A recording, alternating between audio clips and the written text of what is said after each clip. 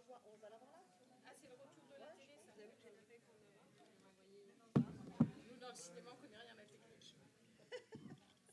C'est ça le truc. J'ai apporté des flyers. Attends, je te sers. Erwan, de l'eau. Très bien. Caroline, peut-être, tu veux un verre? Caroline, tu veux un verre d'eau? Je vais en mettre un là. Bah, c'est pour toi. Comme vous voulez, bah. Je lui sers un verre là.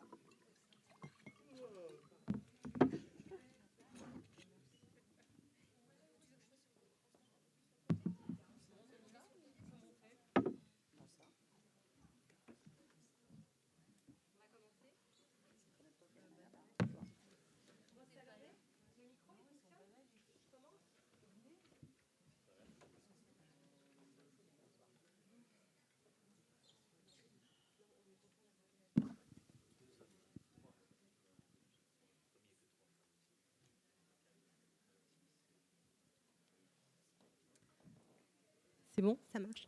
Bonjour à tous. On est très heureux d'être ici au Festival Sœurs Jumelles pour ce débat qui est quasiment, tous les ans, il y a ce débat sur les violences sexistes et sexuelles. Et cette année, l'idée est de faire le point sur l'action concertée et comment ces deux secteurs se nourrissent l'un et l'autre entre la musique et l'image contre les violences sexistes et sexuelles. Donc moi, je suis Caroline Regard, je suis la directrice de la communication d'Audience. Donc Audience, je pense que vous connaissez tous cet organisme, mais on est le groupe de protection sociale, donc de la culture et des médias, mais surtout l'opérateur de la cellule d'écoute contre les violences sexistes et sexuelles. J'ai amené pas mal de flyers, vous pourrez les voir un peu partout. Vous avez le kakémono aussi ici. Et on va voir que la cellule fait partie d'une série d'actions qui ont été mises en place depuis plusieurs années par les partenaires sociaux, par les pouvoirs publics, par les parlementaires, par une foule d'acteurs. Et l'idée aujourd'hui est de faire le point sur ces actions et aussi de voir quelles sont les étapes suivantes, notamment avec donc Erwan Balanant. Donc tu es député du Finistère. Non, mais là, je vais vous présenter. Ensuite, je vais d'abord vous présenter. Donc, pardon, Erwan Balanant, tu es député du Finistère. Tu es aussi le rapporteur de la commission d'enquête contre les violences sexistes contre les violences sexistes et sexuelles et le harcèlement dans la culture. Tu pourras nous détailler le titre exact de la commission d'enquête qui était présidée par Sandrine Rousseau. Irène Basilis, donc tu es haute fonctionnaire à l'égalité et à la diversité au ministère de la Culture. Donc c'est toi qui impulse la politique de la ministre, la politique du ministère sur ces sujets-là, et notamment sur le sujet des violences sexistes et sexuelles. Donc tu es une interlocutrice sur tous ces sujets-là côté ministère. Tu es notre interlocutrice. Salomé Gaddafi, toi tu es secrétaire générale de la CGT adjointe de la CGT Spectacle, et donc tu vas pouvoir nous détailler le rôle des syndicats de salariés et plus largement des partenaires sociaux dans ces actions, notamment au niveau de la cellule d'écoute, mais plus largement toutes les mesures qui ont été mises en place depuis peut-être 5 ans. On va remonter à 5 ans. Et toi, Alice Girard, tu es productrice et tu es la cofondatrice du groupe Respect, qui est un groupe de concertation interprofessionnelle qui a été mis en place il y a 1 an à peu près, 1 an et demi. Et voilà, vous avez présenté un rapport et des conclusions avec des mesures et des outils. Et ce groupe a l'intention de s'autodissoudre quand toutes ces actions auront pu être mises en place. Donc voilà, c'est intéressant, tu nous présenteras tout ce programme. Et donc c'est essentiellement, c'est sur le cinéma en tout cas, de ce côté-là. Et pour introduire cette discussion, on va lancer une vidéo de Laurence Péco-Rivolier, qui est membre du collège de l'ARCOM et qui va nous présenter la dernière étude de l'ARCOM sur le traitement des violences sexistes et sexuelles à la télévision, qui est un rapport très intéressant qui a été publié en mars dernier. Et donc, Laurence devait être avec nous aujourd'hui. Et donc, malheureusement, elle ne pouvait pas être là le jeudi. Et donc, elle nous a fait une vidéo qui va être diffusée immédiatement. Bonjour à tous. L'ARCOM a réalisé il y a quelques semaines une étude sur le traitement des violences sexistes et sexuelles par les médias télé. Alors pourquoi? D'abord parce qu'il y en avait une qui avait été faite en 2021 et qui avait révélé qu'il y avait des biais dans la manière de traiter cette problématique sur lesquels il y avait quand même des interrogations à avoir.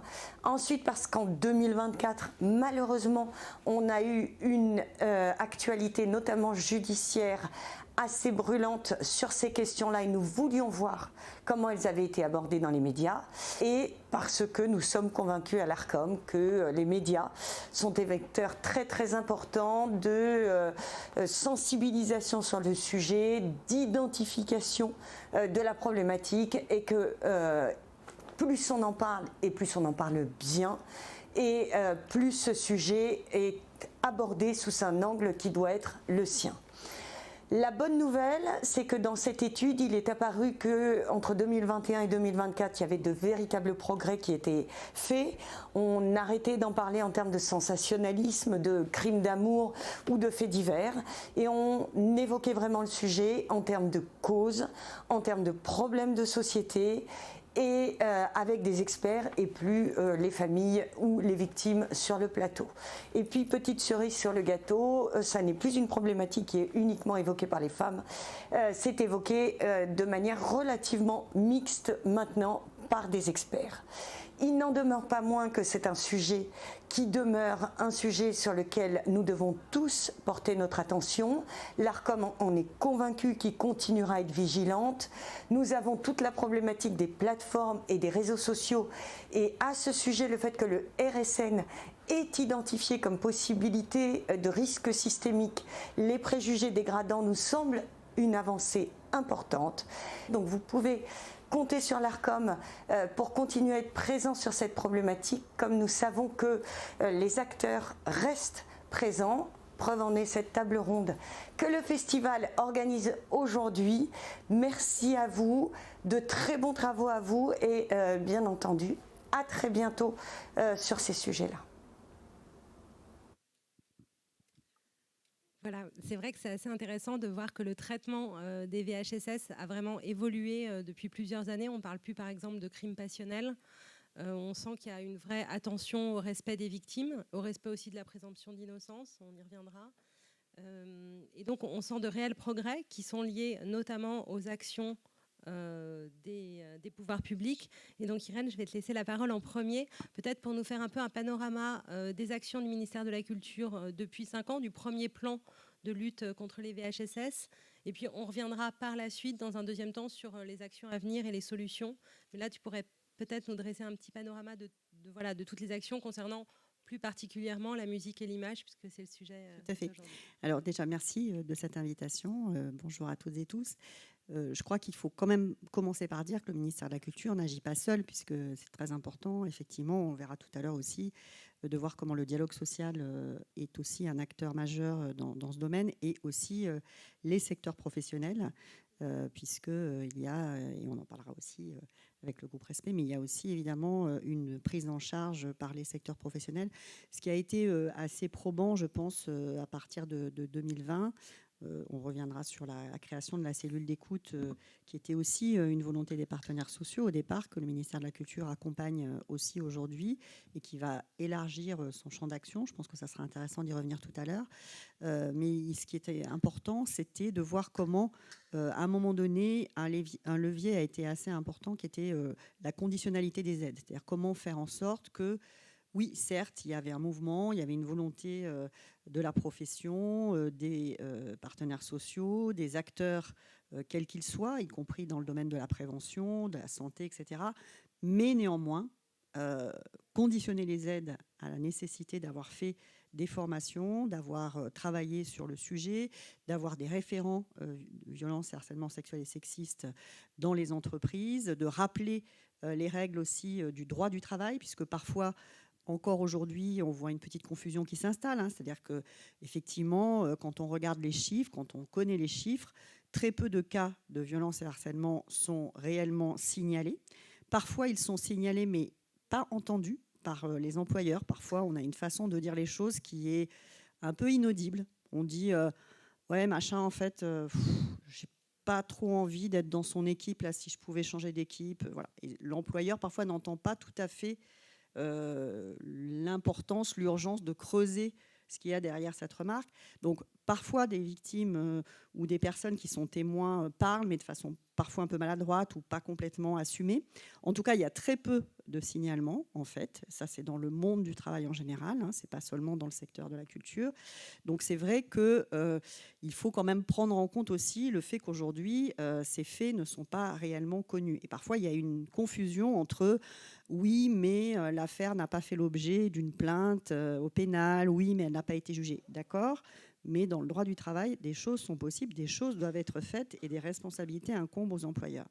Donc ça, c'est très important de pouvoir le signaler, le signifier. Et cette conditionnalité des aides, elle était aussi faite pour ça, pour dire attention, dans le cadre du lien de subordination et de la responsabilité des employeurs, et aussi dans le cadre quand même du collectif et de la nécessité aussi que le collectif se responsabilise, il faut un certain nombre de mesures. Il faut évidemment qu'il y ait des ressources, d'où l'importance aussi de la façon dont le CNC a pris à bras-le-corps les questions de formation, parce qu'effectivement, encore faut-il former les gens. Il ne s'agit pas juste de sanctionner, il s'agit de prévenir avant tout, et l'idéal, c'est quand même que la prévention soit efficace. Donc, cette conditionnalité des aides qui a été dans un premier temps mise en œuvre dans le secteur du cinéma, a fait ses preuves et donc a inspiré beaucoup le secteur de la musique, avec le Centre national de la musique qui, de la même façon, a conditionné la possibilité même de l'affiliation, comme c'était le cas pour le cinéma, au fait d'avoir pris un certain nombre de mesures, notamment en matière de formation. Et plus largement, le ministère de la Culture, dans les aides qu'il apporte aujourd'hui, met en place cette conditionnalité des aides qui donc permet d'avoir cet effet levier et de sensibiliser les dirigeants, on va dire, et dirigeantes, avec tout ce que ça peut comporter aussi parfois de cas particuliers en fonction des statuts juridiques des structures. Et on sait que dans le domaine de la culture en général, il y a beaucoup de micro-entreprises. Donc on est bien conscient qu'il y a aussi quand même une question très importante et parfois difficile à résoudre de qui est salarié, qui est employeur, la durée des contrats, la précarité et la question de la permanence aussi dans les équipes, qui est un vrai sujet évidemment dès lors qu'on est dans une économie de projet qui est beaucoup basée quand même sur des contrats courts. Voilà. Mais en tout cas, cette conditionnalité, elle a été importante. Et l'autre mesure qui a pu être importante, parce que l'un ne va pas sans l'autre, on en parlait un petit peu avant de venir dans la salle, mais c'est aussi la progression de l'égalité qui, à un moment donné, peut être une action probante et préventive. Donc il y a aussi les bonus et la façon dont le CNC a mis en place des bonus pour effectivement les films qui pouvaient apporter une parité, enfin qui permettait une parité dans un certain nombre de postes. Aujourd'hui, ce bonus est aussi mis en œuvre dans le cadre du CNM. Et effectivement, c'est un exemple assez inspirant pour voir comment inciter et même remarquer les efforts qui sont faits pour la parité, parce qu'on ne peut pas dire aujourd'hui qu'il n'y a pas de femmes pour occuper tel ou tel emploi, ça n'est pas vrai. Merci Irène. Tu parlais du rôle essentiel du dialogue social, et donc je vais me tourner vers toi, Salomé, pour savoir voilà, dans quelle mesure toutes ces actions ont été impulsées par les partenaires sociaux et notamment par les syndicats de salariés, parce que c'est vrai que la CGT Spectacle, vous avez eu un rôle moteur dans toutes ces actions. Et voilà, quels sont tes constats aussi par rapport à tout ce qui a été fait et un peu votre point de vue critique côté CGT Spectacle, critique ou non d'ailleurs, mais en tout cas, quelle est votre position par rapport au bilan du ministère de la Culture? Ouais, je vais commencer par dire qu'en fait, donc dans les syndicats, on a deux, on va dire, façons d'agir. Il y a une façon d'agir qui est collective, et c'est là où effectivement, en fait, donc tous les échanges, les négociations avec les partenaires sociaux, donc les organes donc patronales et les syndicats de travailleurs, travailleuses, donc les syndicats qui sont représentatifs de chaque secteur. Donc on est en échange, en débat, en négociation pour faire évoluer les conventions collectives. Et c'est vrai qu'au cours de ces négociations. On peut faire évoluer, alors tu as évoqué beaucoup de choses qui sont tout ce qui est formation, les rôles des référents, référentes, par exemple, donc les formations. Dans le cinéma, il y a eu récemment, là, il y a eu un avenant, par exemple, qui a été signé l'année dernière, c'était pendant le Festival de Cannes, donc il a été signé, voilà, qui a amené énormément de progrès dans ce qui est donc maintenant obligatoire, en fait, et qui est dans la convention collective.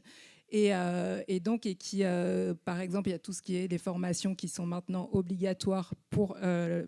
alors, ce n'est pas vraiment l'ensemble des équipes encore, mais en tout cas pour les chefs de poste et pour une partie des artistes. Voilà. Après, il faudra que ce soit encore étendu et que ça soit étendu à vraiment toutes les équipes, puisque c'est très, très important. Le cinéma, il faut savoir que c'est un des endroits où ça a été, la convention a été très, très poussée. Et on a bien entendu que toutes les prises de parole,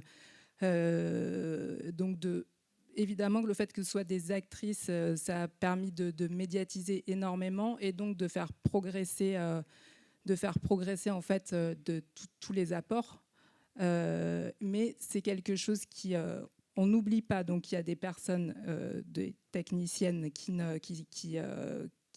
ont moins l'occasion de prendre la parole, mais on constate quand même que le fait que les actrices soient médiatisées, ça permet de faire progresser énormément et dans nos secteurs, donc et dans le cinéma, après par ricochet dans l'audiovisuel, puisqu'on a vu qu'il y a eu énormément, là il y a eu un avenant qui a été signé également dans la production audiovisuelle, et à chaque fois ça progresse, il y a vraiment des avancées. Et donc par ricochet également, on commence à se dire qu'il faut aller plus loin dans les secteurs du spectacle vivant.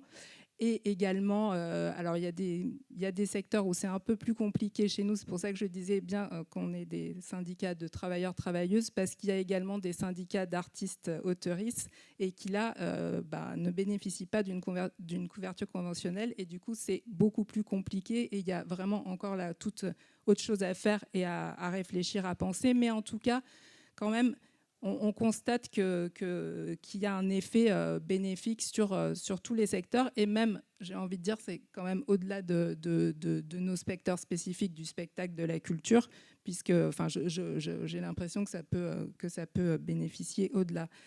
Et donc, on a cette partie-là qui est les conventions collectives, donc avec cet apport. On l'a dit, donc il y a par exemple la mise en place, donc ces formations qui ont évolué, les référents, référentes. Il y en avait au départ donc uniquement sur les tournages. Enfin, il y en avait uniquement sur, on va dire, sur tout ce qui est plateau. Ensuite, ça s'est étendu pour que ce soit mis en place pour, par exemple, toutes les équipes qui ne travaillent pas sur les plateaux. Donc il y a eu des évolutions successives. Mais il y a également maintenant tout le rôle de coordinateur, coordinatrice d'intimité qui ont été ajoutés, et qui, ça c'est pareil, c'est en évolution, c'est en négociation, il y a toutes les formations qui viennent d'être lancées, mises en place. Et il va y avoir que quelques personnes formées pour l'instant en France, mais c'est déjà un énorme apport. Et également tout ce qui est rôle de responsable enfant. Donc tout ça évolue, et il y a toute une partie en fait, dans les syndicats où on intervient, on va dire, individuellement avec les cas individuels, et donc on reçoit énormément, nous, de témoignages. On en a reçu énormément depuis des années. C'est pour ça que le rapport de la commission d'enquête, ça ne nous a pas surprise, parce que en fait, nous, on est confrontés malheureusement à énormément de retours qui dépeignent ces violences. Donc voilà, et puis nous-mêmes, on fait partie en fait de ces professionnels qui sont confrontés. Donc voilà. Et où je voulais en venir, alors c'était pour dire que voilà, cette proximité qu'on a avec les travailleurs-travailleuses, ça nous permet de faire un état des lieux. Et je pense que cet état des lieux, c'est nécessaire qu'il soit fait en permanence. Et par exemple, là, on voit tout l'impact, les coupes budgétaires dont vous avez sûrement entendu parler, en fait, et qui massacrent vraiment nos secteurs. En fait, ça a un impact direct sur les rythmes de de travail sur les différents projets, et ça a un impact sur la tension qu'il y a sur les plateaux. Et de ça découle en fait des situations de violence. Et donc voilà, il faut qu'on soit systématiquement à l'écoute de tous ces retours des travailleurs, travailleuses. C'est vraiment nécessaire. Et nécessaire pour apporter ensuite des solutions, pour apporter ça en égo, en convention collective évidemment. Mais donc voilà, il y a des allers-retours systématiquement.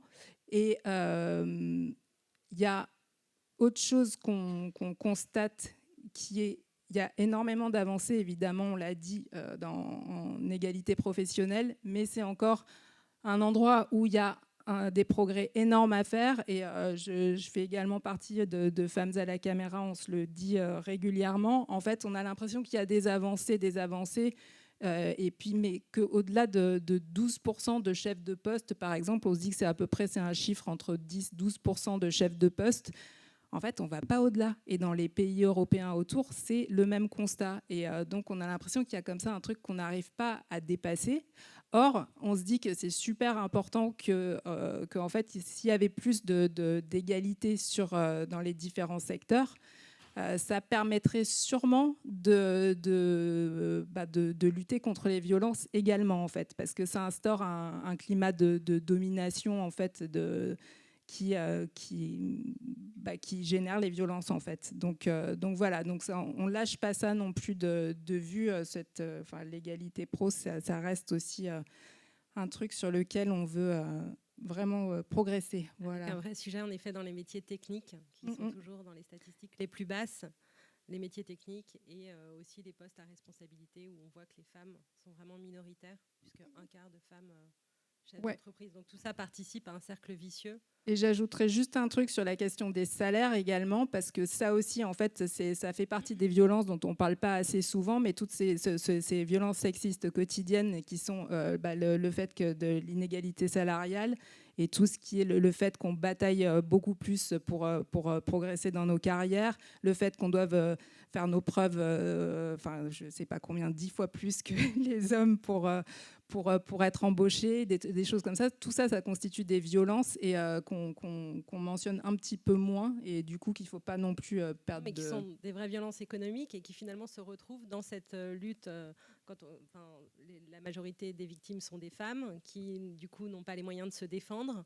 Et donc le cercle vicieux s'enclenche avec des postes à responsabilité qui, eux, ont les moyens, des hommes en général, aux postes à responsabilité qui, eux, ont les moyens de se payer tout simplement des avocats plus puissants et qui font que seul 1% des viols, au final, donnent lieu à, je crois que c'est le chiffre, à une condamnation au pénal. Erwan, tu vas pouvoir nous parler de cette commission d'enquête qui est vraiment essentielle, qui avait été enclenchée une première fois et qui a été réanimée avec Sandrine Rousseau comme présidente. Donc toi, tu es le rapporteur de cette commission d'enquête. Il y a eu plus de 400 auditions qui ont donné lieu à ton rapport, avec 87, c'est ça, préconisations ? 86, j'en ai rajouté une. Et voilà, peut-être nous faire déjà un état des lieux de ce que, avec un regard un peu plus extérieur, même si tu viens d'un secteur pas très éloigné, mais quand même, est-ce que tu as les constats que vient de faire Salomé, est-ce que tu les as, quelle est la première impression que tu as eue à la suite de toutes ces auditions ? Le rapport, donc, il est sorti au mois d'avril, un petit peu avant Cannes. C'est vrai qu'il a eu une audience importante et un impact un peu fort, parce qu'on dressait un tableau qui n'était pas un tableau très réjouissant et qui était même un tableau accablant. Mais il ne faut pas s'arrêter à ça, parce que le monde du cinéma, de l'audiovisuel, de la publicité, du spectacle vivant, il est à l'image de notre société, c'est-à-dire encore profondément sexiste, et dans une société où les violences sexistes et sexuelles sont encore très présentes. Alors, il a des facteurs aggravants, je ne vais pas revenir dessus, parce que là, le rapport, on l'a fait, il y a un certain nombre de facteurs qui aggravent les situations, la hiérarchisation importante dans ce métier, la précarité qui n'est pas que nécessairement une précarité économique, mais qui est une précarité de temps de travail. C'est-à-dire vous travaillez sur un projet pendant 3 mois, et puis pendant un moment donné, vous allez vous retrouver à rechercher un autre travail. Et comme vous allez rechercher un autre travail, parfois ça peut freiner la parole de certaines choses que vous avez vues. Enfin, vous comprenez bien ce phénomène.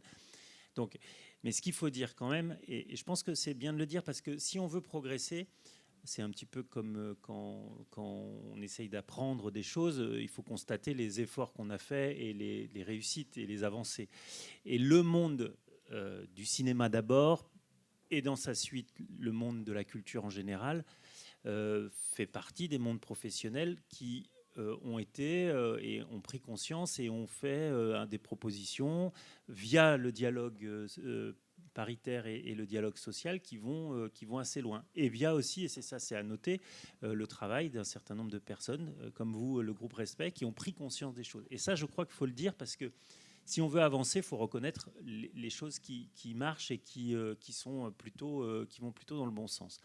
Alors, nous, aujourd'hui, on a fait un constat.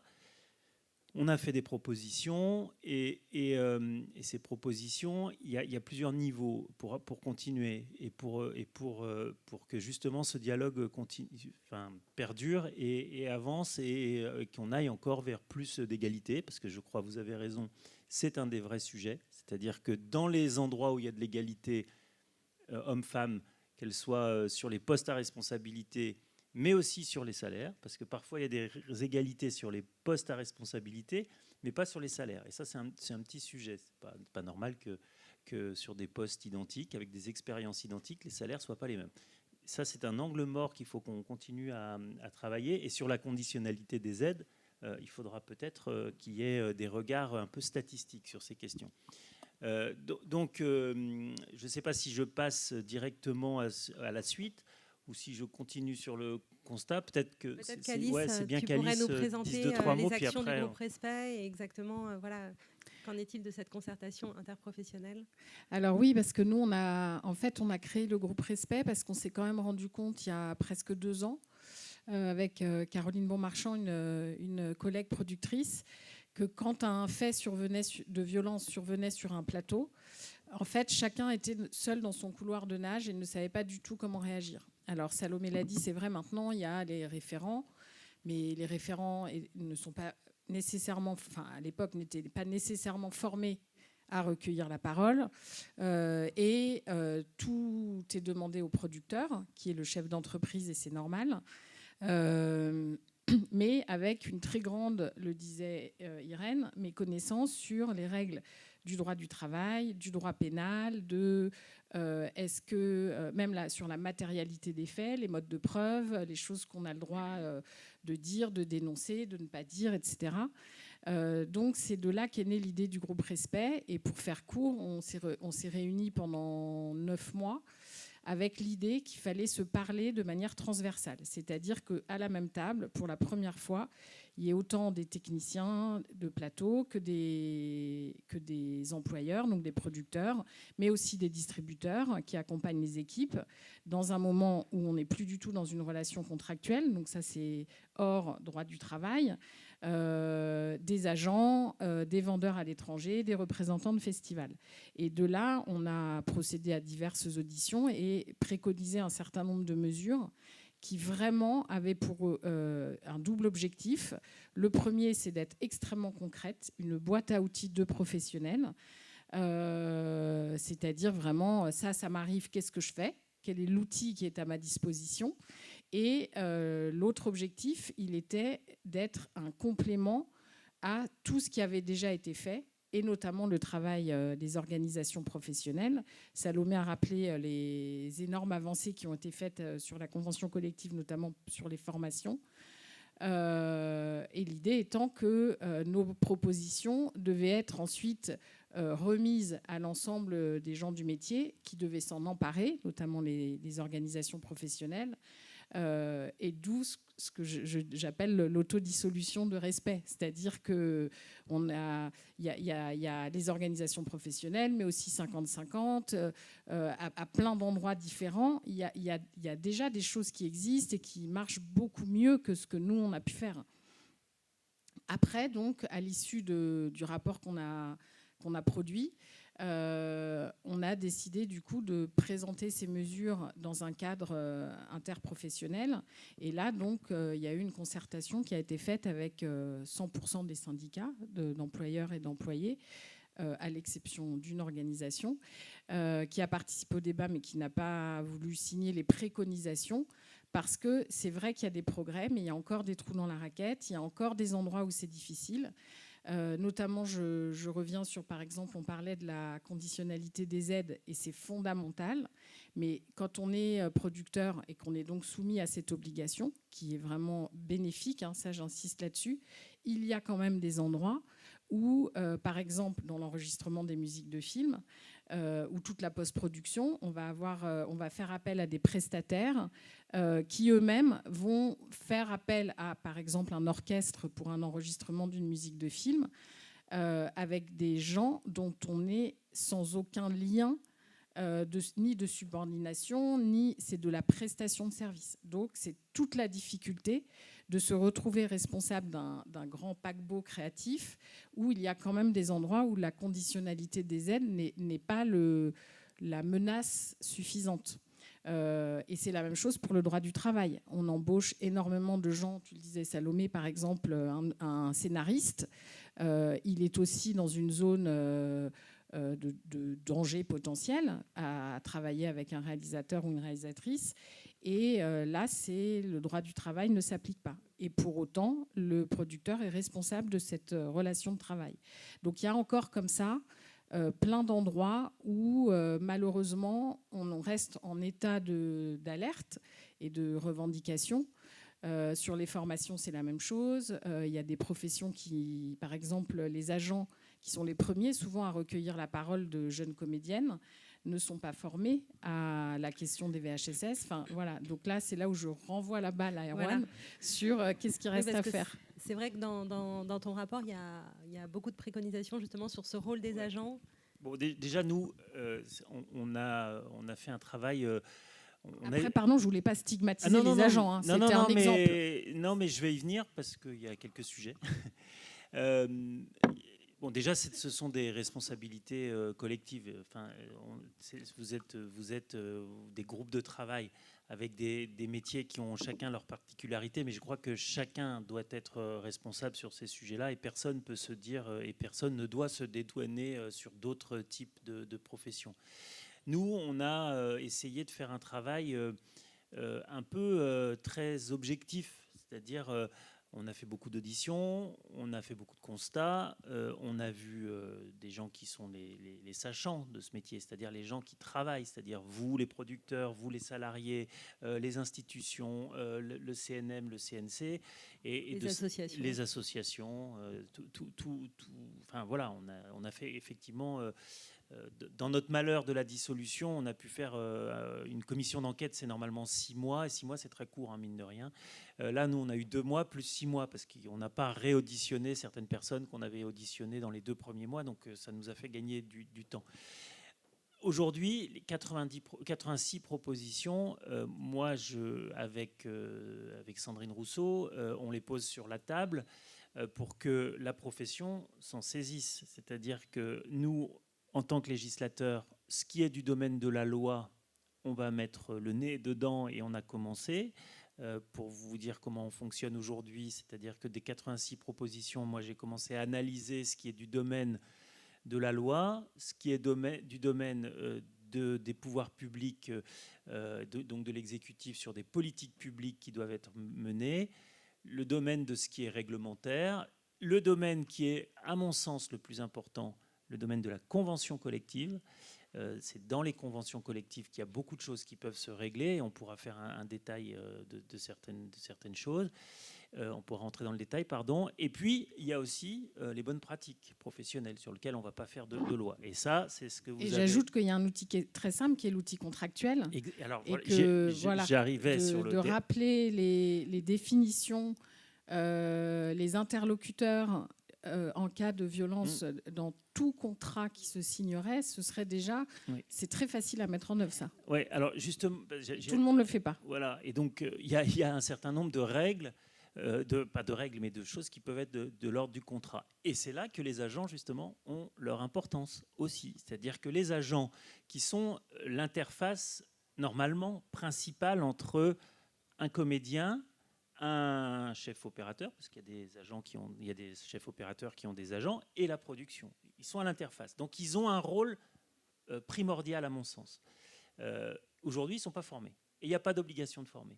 Moi, je préconise que dans les prochaines conventions collectives, en négociation, la conditionnalité des aides passe aussi par la formation des agents. C'est-à-dire qu'aujourd'hui, je redis pour ceux qui ne savent pas, c'est-à-dire qu'un producteur de film ne peut pas toucher de l'argent du CNC, un producteur de spectacle ne peut pas toucher de l'argent du CNM s'il n'a pas suivi un module de formation, qui sont des formations qui doivent, et sur lesquelles il est interrogé aussi. Hein, c'est pas juste on suit, c'est pas si simple. Hein, c'est des systèmes de badge faits avec l'AFDAS qui donnent, comment dire, une certification.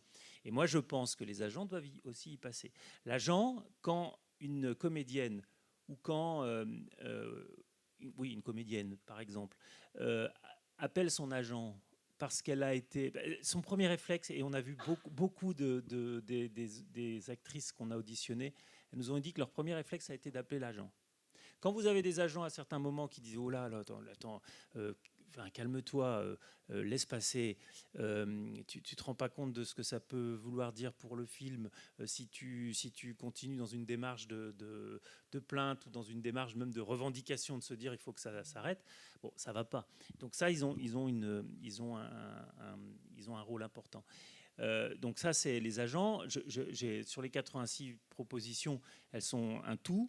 Mais aujourd'hui, à date où je vous parle, nous, on a continué le travail. Enfin, moi, j'ai continué le travail. On a vu les services du ministère de la Culture.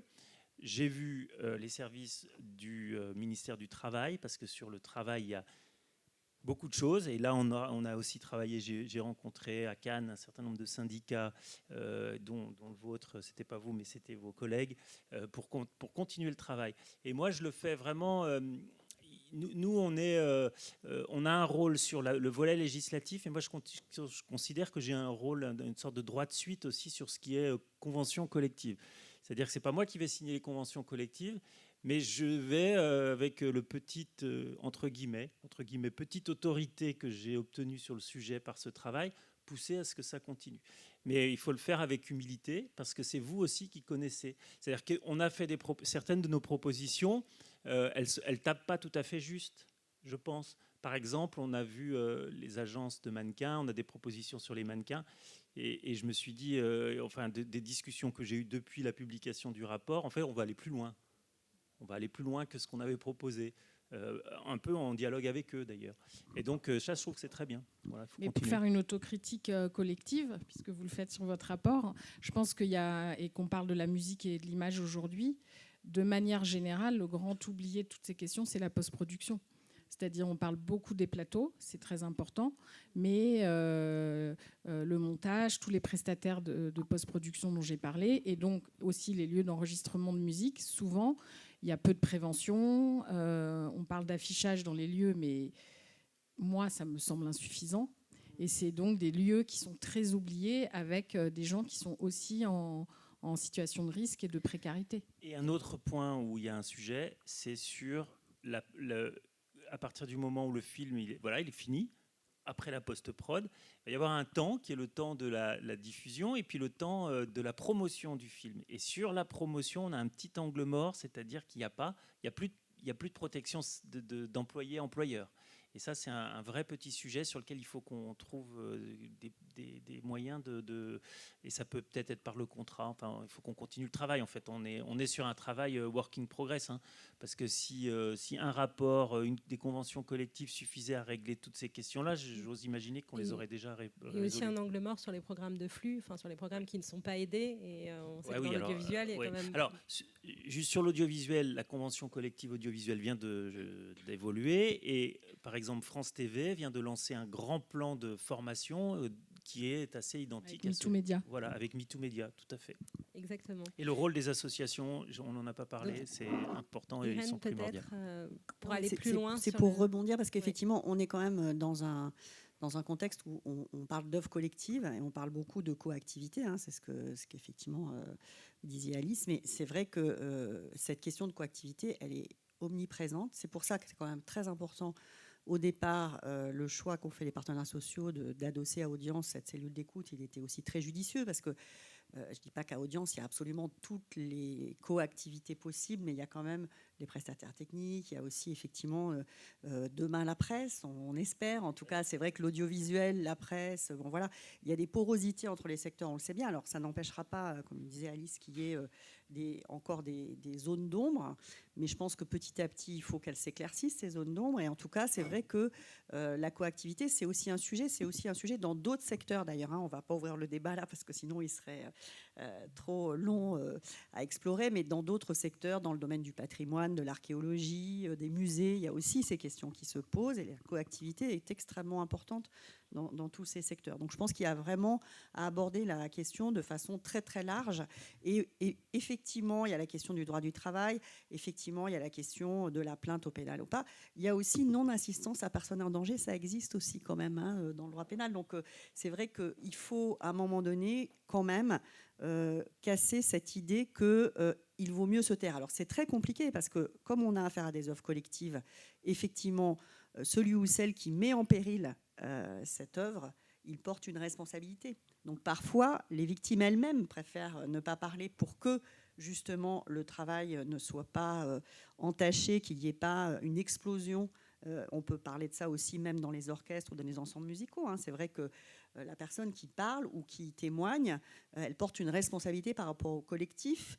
Et c'est vrai que tout ça est très compliqué. Donc tant qu'on n'aura pas un peu, on va dire, normalisé le fait que ce n'est pas normal de subir un certain nombre d'agissements, et tant qu'on n'aura pas rappelé que dans le cadre du droit du travail, il y a des choses qui se font et qui ne se font pas, mais aussi dans le cadre contractuel, effectivement, comme le disait Alice, il peut y avoir quand même des clauses contractuelles, y compris avec des auteurs, y compris avec des prestataires, en fait. Hein. C'est pas parce qu'on a passé un marché qu'on ne peut pas ensuite faire une charte avec son prestataire en disant, alors par contre, tel et tel point, on sera intraitable et c'est une tolérance zéro de part et d'autre. Donc je pense qu'il y a quand même aussi cette possibilité voilà, de travailler pour une plus grande transparence aussi des dispositions et des dispositifs. Je ne dis pas que c'est tout à fait pour demain, mais je pense qu'on peut y travailler en tout cas. Tu voulais rajouter quelque chose, Erwan ? On a une culture du signalement à acquérir dans notre pays.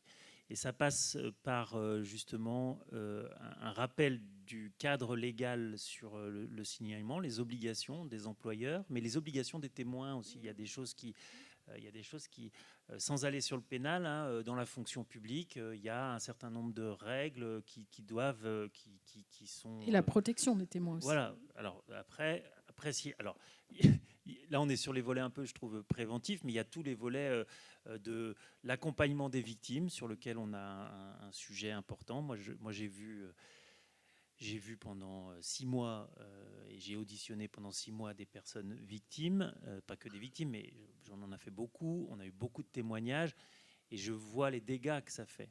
Ça fait des dégâts monstrueux et et je le dis, on a perdu des talents, que ce soit des techniciens, des techniciennes, des actrices, des réalisateurs, des réalisatrices, on en a perdu parce qu'ils ont été abîmés. Blacklistés aussi. Et alors, il y a ceux qui ont été parfois blacklistés, et parfois c'est la conjonction des deux, mais on a un certain nombre de personnes qu'on a perdues. Alors j'espère provisoirement, et j'espère qu'elles reviendront pour certains et certaines, parce que notre pays ne peut pas se priver d'un certain nombre de talents. Et ça, c'est quelque chose sur lequel il y a un travail à faire, mais qui dépasse la question du monde de la culture. C'est comment les gens qui ont été victimes dans ce pays sont accompagnés pour se reconstruire. C'est un sujet qui n'est pas un petit sujet. Sur le signalement, il y a dans la formation que tout le monde suit maintenant, Remixed, il y a quelque chose de très intéressant psychologiquement, c'est que plus on est nombreux sur un plateau à être témoin, moins il y a de témoignages en fait. Chacun pense inconsciemment qu'il a mal vu, mal compris, que l'autre va témoigner, etc. Donc ça participe aussi de la culture du silence. Et en bout de chaîne, je pense que quand chaque victime aura la conviction qu'elle peut s'exprimer sans mettre à mal l'œuvre collective qui en découle, comme disait Irène, Et c'est là où il faut parler de la diffusion. Je sais qu'il y a des gens qui trouvent que c'est très secondaire, mais la diffusion des films qui sont touchés par des faits de violence, c'est important d'en parler. Oui, alors en fait, c'est une expression qui est restée, mais qui est très impropre finalement, parce que la question, c'est pas le film qui est abîmé, c'est comment réussir à accompagner une parole sans que le collectif de travail et tous les autres soient tenus responsables de ça, ou en tout cas empêchés dans l'accomplissement de leur mission à eux. C'est ça, mais c'est avant tout dans un souci de lutte contre l'omerta. C'est ça le premier objectif, c'est que la victime puisse s'exprimer. Oui, mais c'est surtout les personnes qui sont abîmées en fait, et du coup, on parlait de, l'impact sur la santé mentale en fait des violences, et c'est indescriptible en fait. Et effectivement, il y a des personnes qui sont soit qui ça ruine leur carrière, voire leur vie, et donc effectivement, il y a des accompagnements en fait qui permettent de se remettre. J'espère. Parfois, c'est compliqué, c'est douloureux, c'est très long. Mais et ça, c'est quelque chose qui atteint, en fait, c'est l'impact, c'est toutes les discriminations, en fait. C'est vrai que ça, c'est quelque chose, nous, qui nous tient à cœur, et qui tient à cœur de beaucoup d'associations et de collectifs également, vraiment de faire des... Alors, on a bien conscience qu'en fait, entre toutes les discriminations, il y a des différences et il y a des façons de les traiter différentes, c'est clair, mais il y a également plein d'outils et plein d'avancées qui ont été... qu'on a gagné dans certains secteurs, qu'on peut appliquer dans d'autres avec, évidemment, il faut tenir compte des spécificités, mais il y a quand même des choses qu'on peut faire dans la lutte contre le racisme, et pour qu'il y ait plus de personnes racisées dans nos secteurs, parce que ça, c'est quand même un constat qu'il faut bien faire. On a organisé, nous, quelques tables rondes, et en fait, les constats, c'est accablant dans tous les secteurs, en fait. Donc, oui, sachant que moi, on fait un petit mea culpa sur notre rapport. C'est un sujet, la question, c'est une question qu'on n'a pas suffisamment, approfondie. Et ça, c'est tout simplement un biais culturel. C'est-à-dire que ni moi ni Sandrine Rousseau n'avons subi, n'avons l'appréhension de ça. Donc c'est un sujet sur lequel il faut qu'on approfondisse aussi, parce que c'est amplifiant, c'est-à-dire vous additionnez les discriminations et vous êtes une victime, c'est encore plus dur, quoi. Donc on bat notre coulpe sur ces questions-là. En tout cas, moi, je la bats. Mais moi, j'intervenais l'année dernière lors d'une table ronde, où je disais clairement que moi, quand j'y réfléchissais en tant que technicienne, j'avais l'impression d'avoir plus souffert du sexisme que du racisme. Et après, je me suis dit, mais en fait, on était combien de personnes racisées dans les équipes, en fait? Il n'y en avait pas, ou bien deux. On confondait toujours les prénoms, et voilà, quoi. Donc vraiment, c'était donc, et ça, c'est valable, c'est également les constats qu'on fait, c'est que en fait, c'est des trucs qu'on constate dès la formation. Et donc voilà, on a eu plein de retours là pendant les festivals. On était à Annecy, mais il y a eu énormément de personnes qui sont dans les écoles et qui sont venues en nous disant il faut qu'on ait plus de cours en droit du travail. Qui réclament. C'est un de mes dadas, et je le dis, que dans les écoles d'art, de formation artistique, ça doit être une matière, et ça doit être aussi sanctionné, c'est-à-dire sanctionné par une note, c'est-à-dire que il y a un moment donné, on peut pas devenir réalisateur, producteur, comédien sans maîtriser le code du travail, un minimum. Évidemment, on ne peut pas faire des juristes, on ne peut pas en faire des juristes, mais d'avoir une maîtrise, comme on a dans beaucoup d'autres métiers. Quand vous faites une formation de journaliste, on vous apprend ce qu'est la loi sur la presse.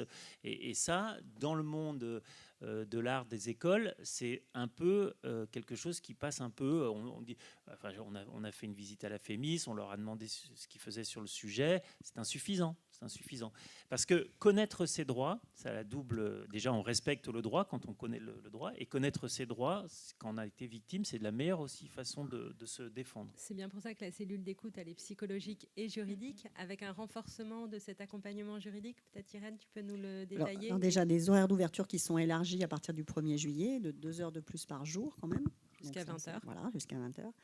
Et puis effectivement, parce que il est important que les victimes puissent parler, c'est ce qu'on a dit. En même temps, c'est vrai que parfois il faut du temps pour que les victimes décident de faire une démarche. Et je pense qu'il ne faut pas non plus que ça soit obligatoire. Et d'ailleurs, la cellule d'écoute n'oblige pas les victimes à aller porter plainte. Elle les écoute et elle les conseille dans la façon dont elles peuvent déjà réaliser et mettre des noms sur ce qu'elles ont pu vivre. Mais en tout cas, ça paraissait important d'avoir un accompagnement d'avocats. C'est ce qui sera fait à partir de la rentrée, soit pour rédiger une plainte au procureur, parce qu'en fait, on peut aussi porter plainte auprès du procureur sans aller au commissariat. Voilà. Donc ça peut être des démarches qui sont moins traumatisantes et moins complexes. Et ça, effectivement, c'est bien d'avoir un avocat, parce que rédiger une plainte au procureur, si on veut que le procureur la lise et en tire quelque chose en termes de possibilité ensuite d'ouvrir une enquête, c'est important quand même qu'il y ait un avocat qui puisse être conseil. Et puis, on se dit qu'il y a des victimes qui font la démarche, effectivement, de dire je vais porter plainte. Et là, peut-être qu'il faudrait aussi qu'on les aide, alors de façon un peu forfaitaire, parce que là, évidemment, ça dépend quel avocat, comment, mais en tout cas qu'il y ait un avocat qui accompagne la victime au moment du dépôt de plainte, parce qu'au moment du dépôt de plainte, on peut être accompagné d'un avocat, et c'est quand même un moment crucial, parce qu'on sait que c'est un moment traumatique, mais on sait que c'est aussi un moment où, si les choses ne sont pas bien dites, après, ça a aussi un impact sur la façon dont la plainte est prise en compte. Et on se dit qu'il y a aussi un autre moment qui peut être très problématique, c'est celui de la confrontation avec la personne mise en cause.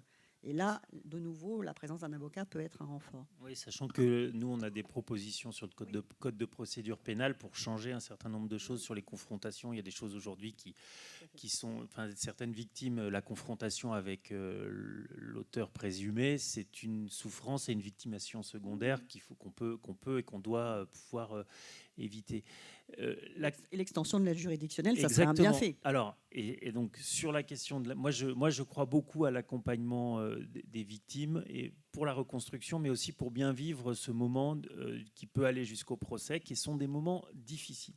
C'est des moments qui sont difficiles parce que c'est long. C'est la justice des hommes et des femmes aussi, mais c'est une justice qui peut parfois ne pas être celle qu'on attendait. Donc ça aussi, c'est difficile, et tout ça, ça demande des accompagnements.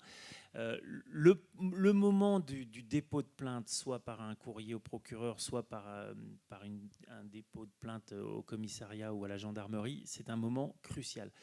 Et moi, je réfléchis, je me dis que via peut-être le système assurantiel, c'est-à-dire l'aide juridictionnelle et le système assurantiel, c'est-à-dire que dans un certain nombre de métiers, il pourrait y avoir des offres qui se fassent et que les gens cotisent, sans que ça leur coûte non plus une fortune, mais pour pouvoir avoir un suivi d'avocats au moment qui compléterait l'aide juridictionnelle, ça pourrait être intéressant. Et l'autre aspect qui est important, et là c'est plus...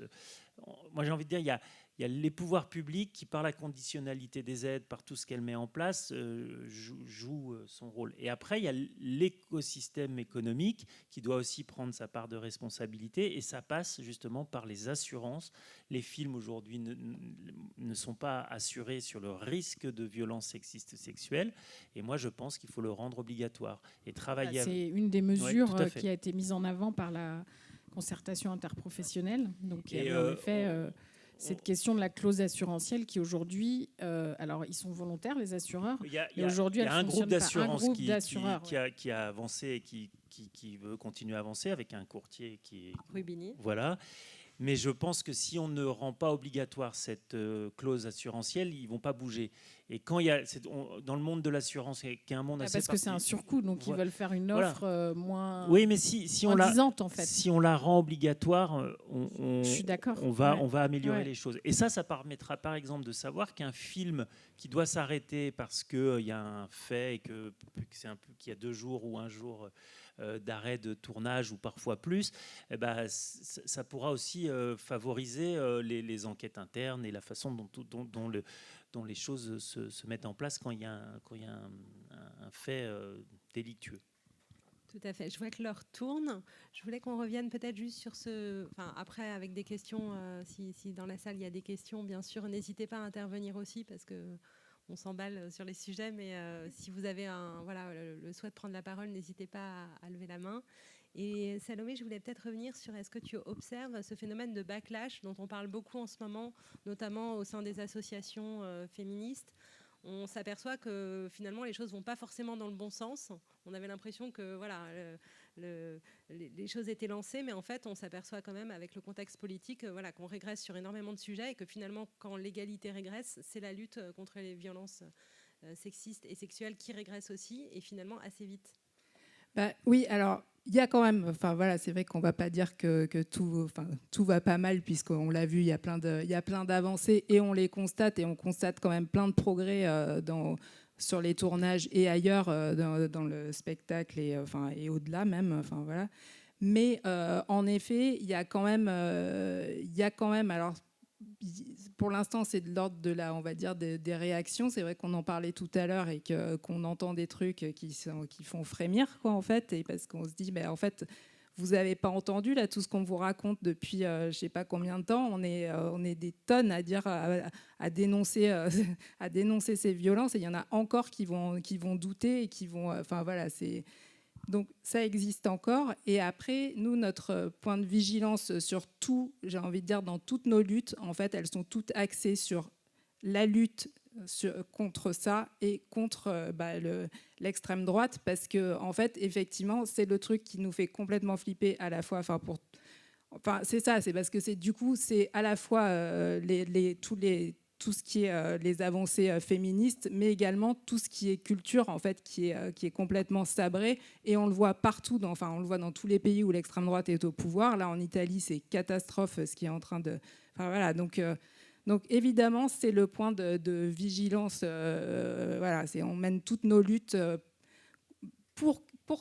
parfois quand même pour des choses, on n'est pas que contre, mais avec contre l'extrême droite également, parce que on a bien conscience que là on a une responsabilité énorme et qu'il faut absolument que là on est en train de lancer toute une réflexion autour de ce qu'on veut, de ce dont on a besoin et ce qu'on veut nous en tant que travailleurs, travailleuses de l'art et de la culture, ce dont on a besoin comme service public, et en fait c'est pour construire une culture qui puisse s'opposer à tous les mensonges et à toutes les fausses informations qui circulent partout, du fait de l'extrême droite. Donc voilà, pour l'instant, c'est ça le point de vigilance. Non, mais moi je veux juste une petite note d'espoir. C'est pour rebondir sur ce que disait Erwan sur la question des écoles. En fait, évidemment, il faut travailler sur une meilleure connaissance des étudiants et des étudiantes du monde professionnel qui les attend, non seulement le droit du travail, mais les conventions collectives dans lesquelles ils vont évoluer, et le fait même qu'elles existent, parce que et que le dialogue social, c'est aussi un outil important, et qu'elles évolueront dans le temps de leur carrière, bien sûr. Donc c'est extrêmement important. Et puis quand même, dans le rapport, il y avait quand même une partie des 86 mesures qui étaient tournées vers les enfants, vers les mineurs. Les mineurs au travail, bien sûr, on le sait dans le cinéma, mais aussi les pratiques artistiques, et c'est quand même essentiel. Donc là, il y a quand même un travail qu'on a commencé à engager autour des conservatoires, avec une volonté qui existe de la part des organisations diverses, y compris des associations de parents d'élèves, mais aussi des collectivités, pour travailler sur des outils qui permettent effectivement de prévenir et de traiter les questions de violence, parce qu'on se rend compte quand même que dans les professions musicales, ces questions de violence, voire d'emprise, en tout cas d'abus de pouvoir et d'autorité, elles commencent très très tôt, et qu'en fait on trouve effectivement des conséquences assez graves d'enseignement, y compris de pédagogie violente, qui finissent par normaliser certaines pratiques, qui fait que après, quand pour certains d'entre eux, puisque tous ne deviennent pas des professionnels, mais pour certains d'entre eux, musiciens ou musiciennes, ils se trouvent face à des situations extrêmement violentes dans leur vie professionnelle, que parfois ils minimisent parce qu'en fait, depuis leur première formation musicale, finalement, ils vivent des choses extrêmement humiliantes. Peut-être, Kewan, tu peux nous dire où on en est de la maîtrise des Hauts-de-Seine que tu as auditionné. Non, mais c'est vrai qu'on est étonné qu'elle existe encore. Oui, alors sur les enfants, on a, tu l'as très bien dit, sur la question des pédagogies, de la reconduction de certaines pratiques pédagogiques qui font que quand quelqu'un a eu un type de pédagogie un peu violente, un peu sur l'emprise, parfois naturellement il l'a reconduit, et ça on a un vrai sujet. Et moi je félicite que les services du ministère de la Culture se posent des questions sur ce sujet-là. On a un point que moi je vais porter de façon un peu active sur la question du contrôle de l'honorabilité. Les Australiens ont mis en place un système qui est très intéressant de contrôle de l'honorabilité, c'est-à-dire, pas secteur par secteur, c'est-à-dire que dès qu'un adulte s'occupe d'enfants, il y a une procédure, un protocole qui est très fort et qu'il faut, à mon avis, créer dans notre pays. Et on va... et ça fait écho à d'autres choses, ça fait écho à le Squarneck, ça fait écho à Bétaram, ça fait écho au monde de la culture. Là-dessus, il faut qu'on avance. Et pour répondre à ta question sur la maîtrise des Hauts-de-Seine, il y a une procédure judiciaire en cours après des dépôts de plainte sur de harcèlement sexuel et agression sexuelle sur la personne qui dirigeait cette maîtrise. Aujourd'hui, il a été mis à l'écart un peu mollement, et on a un vrai problème de gouvernance de l'association qui minimise complètement les faits. Et on a vu en réalité, au-delà de la question de les agressions sexuelles, qui sont donc du délit, on a vu aussi d'autres types de choses qui sont très, très, très limites sur la façon dont ça se passe, dans la façon il y avait des emprises sur les gamins. Et ça, il va falloir que... Nous, on a fait un signalement article 40, et il va falloir que ça suive son cours, parce qu'on ne peut pas avoir des enfants aujourd'hui qui sont dans des situations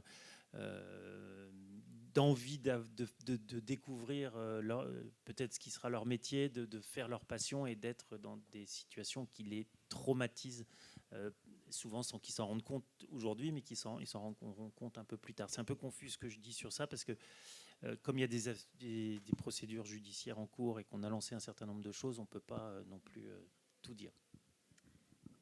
On va devoir conclure bientôt, mais est-ce qu'il y a des questions ?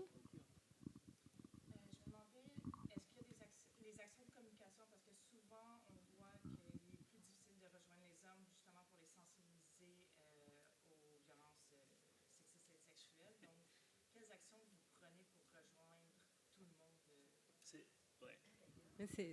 C'est un sujet dont on a parlé tout à l'heure en préparant le...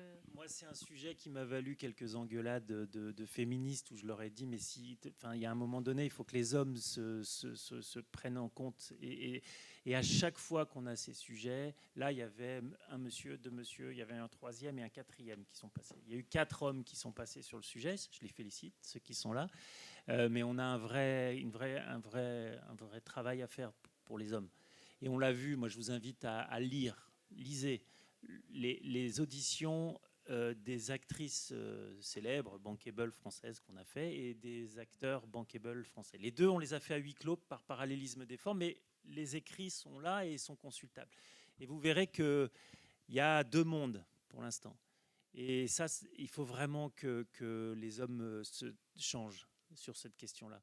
Alors ça, à chaque fois que je dis ça, j'ai toujours une féministe qui me dit « Ah, vous pensez que c'est encore vous qui allez être la solution au problème ?» Bah oui, pour le coup, je crois que je crois qu'à peu près toutes les femmes sont convaincues des inégalités qu'elles subissent. Bah, il y a très peu de femmes qui disent « Ah non, moi c'est super ». Il y en a quelques-unes, mais pas tant que ça. Franchement, moi, j'en rencontre pas beaucoup. Par contre, les mecs, ils sont persuadés que « Mais non, on est dans une société complètement égale entre les hommes et les femmes ». Bah, pas tout à fait. Et c'est l'homme blanc de 50 ans, vous imaginez, que je suis, donc j'ai à peu près toutes les cases qui le dit. Voilà. Non, mais il faut que les hommes bougent. Il y avait une autre question là. Oui.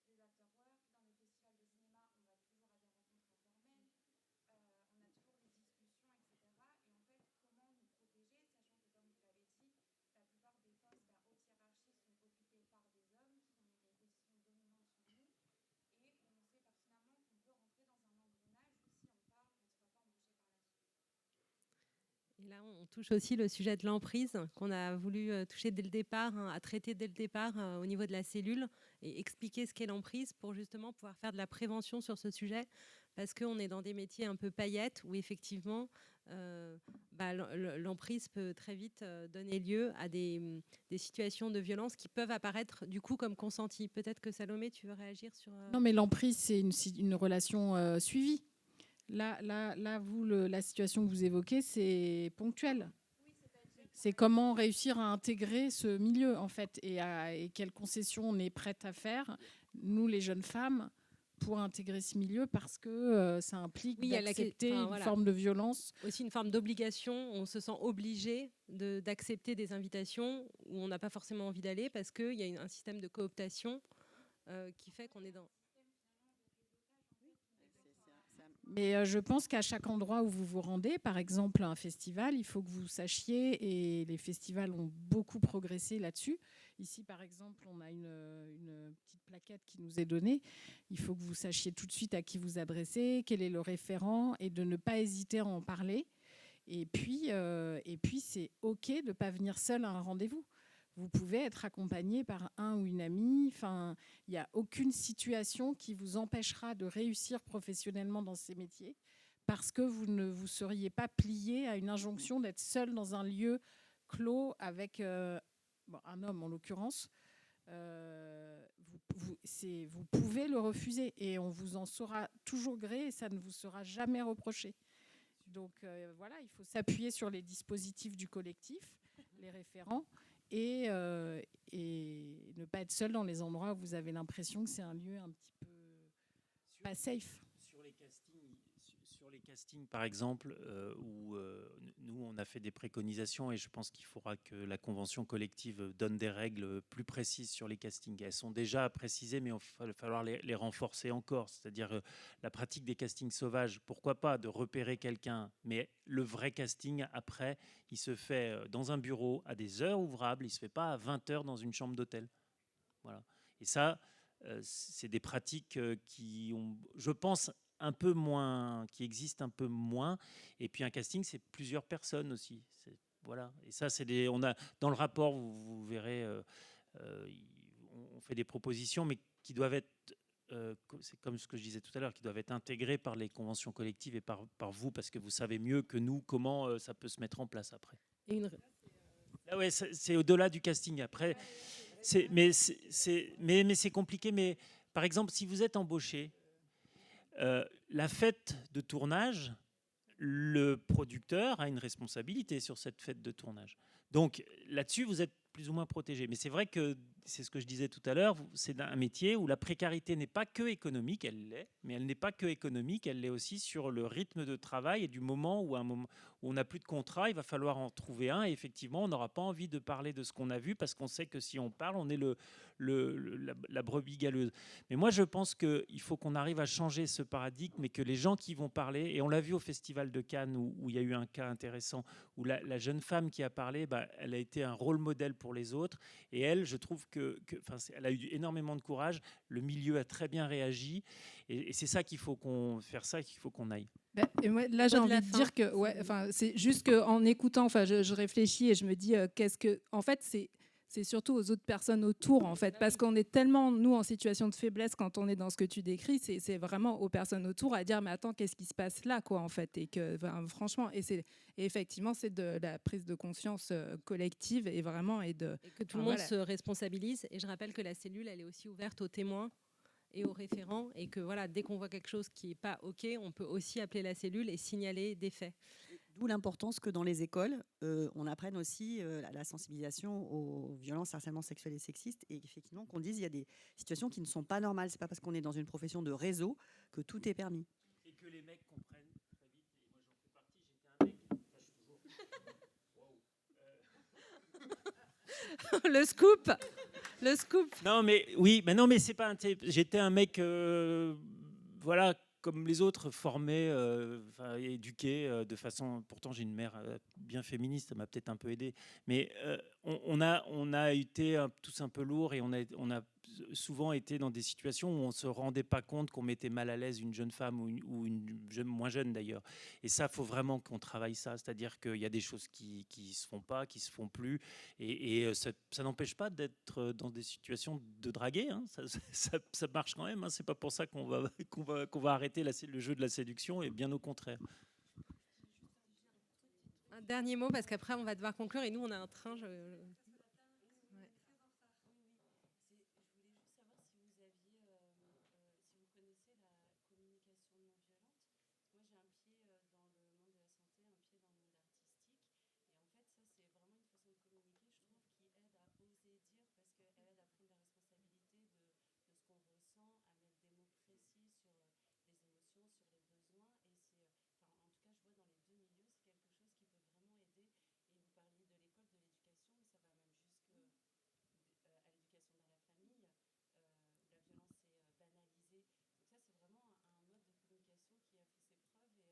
Et en effet, ça passe avant tout par l'éducation, et l'éducation notamment des...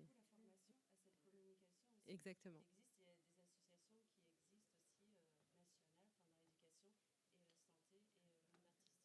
Merci beaucoup.